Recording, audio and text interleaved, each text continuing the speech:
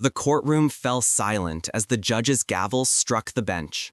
Victoria Chen, once worth $3 billion, sat alone at the defendant's table, her hands trembling as she clutched a worn folder. Just 6 months ago, her face had graced the covers of Forbes and Fortune. Today, she wore a simple gray dress, her jewelry gone, her empire crumbling around her. And the man who was supposed to defend her, he had just walked out. "Your Honor," her lawyer Marcus Wellington had announced coldly, "I am withdrawing from this case effective immediately. My firm cannot represent someone who can no longer afford our services." The words hung in the air like poison. Victoria's assets were frozen, her accounts emptied by the very people she had trusted. Her business partner, Daniel Reeves, had orchestrated the perfect betrayal.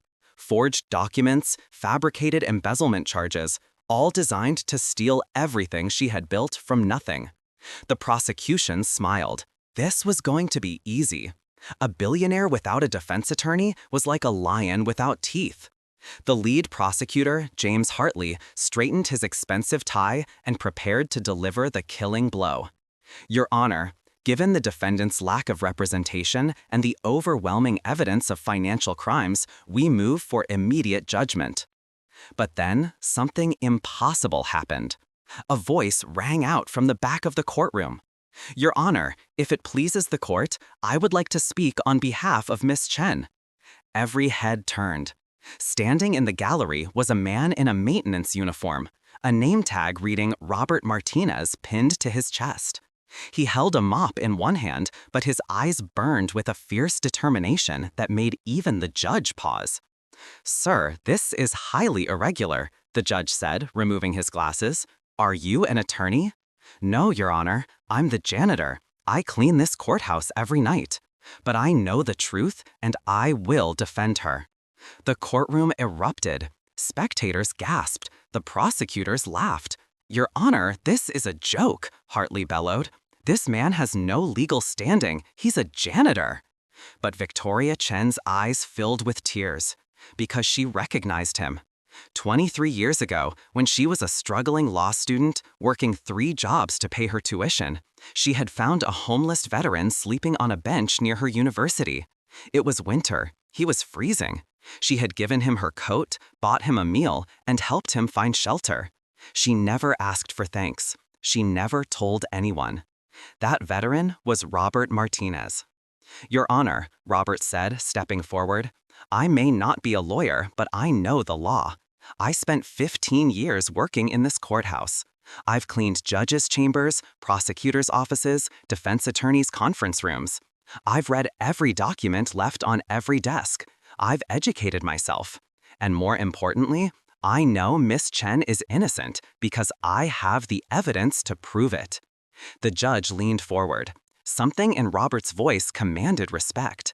"Approach the bench." Robert walked down the aisle, his work boots echoing in the silent courtroom. From his pocket, he pulled out a stack of documents, carefully preserved in plastic sleeves. "For 6 months, I've been collecting these. Every night after everyone goes home, I've been piecing together the truth." He laid the papers before the judge. "These," he pulled out more papers, "are emails I retrieved from a printer in the prosecution's office, accidentally left overnight, showing communication between Mr. Reeves and Prosecutor Hartley. They've known each other for years. They planned this together." The prosecutor's face went white. "Your Honor, those documents are inadmissible. This man has no authority." But then Robert interrupted. "These documents were in public areas of this courthouse. I have every right to retrieve papers left in trash cans and on desks after hours. And, Your Honor, there's more. 3 months ago, I witnessed Daniel Reeves meeting with Prosecutor Hartley in a parking garage at midnight. I recorded their conversation. He held up an old phone. I know it's not much, but I've learned that truth doesn't need expensive lawyers. It just needs someone brave enough to speak it." The judge's expression changed. "Play the recording." Robert's hands shook slightly as he connected his phone to the courtroom's audio system. And then, clear as day, Daniel Reeves' voice filled the room. Once her assets are frozen, she won't be able to afford Wellington's firm. He'll drop her, and she'll have no defense. The company will be ours, James. Just make sure that judge sees it our way." The courtroom exploded. Reporters scrambled for their phones. The prosecutors began shouting objections. But the judge hammered his gavel again and again. "Order! I will have order!"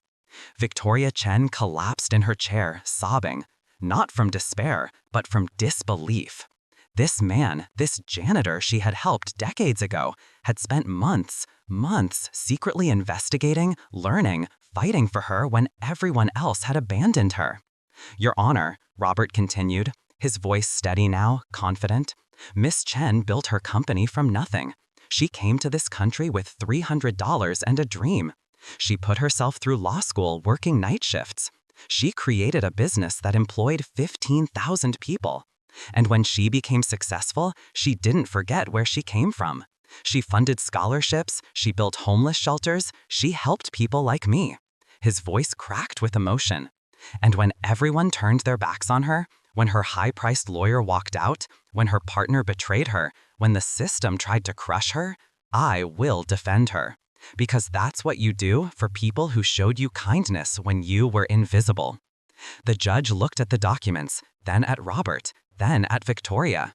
"Mr. Hartley, you have 30 seconds to explain these recordings before I hold you in contempt." The prosecutor had no words.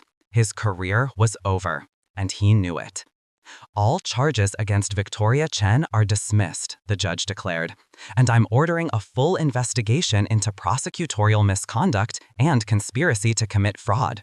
Miss Chen, you are free to go. And Mr. Martinez," the judge smiled, "you've missed your calling. You would have made an excellent attorney." Robert walked over to Victoria, who stood and embraced him, both of them crying. "Why?" she whispered. "Why would you do this for me?" "Because you saw me when I was invisible," he said simply. "You gave me dignity when the world had taken everything. I never forgot that, and I never will." Within weeks, Daniel Reeves and James Hartley were indicted. Victoria's assets were unfrozen. Her company was restored. But she did something unexpected. She sold half her shares and used the money to create a foundation providing free legal defense for those who couldn't afford it. And she hired Robert Martinez, not as a janitor, but as the foundation's director. Because she understood now, more than ever, that real wealth isn't measured in billions. It's measured in the people who stand beside you when the world tries to knock you down. And sometimes the most powerful defense doesn't come from a corner office in a law firm. Sometimes it comes from a man with a mop who refuses to let injustice win.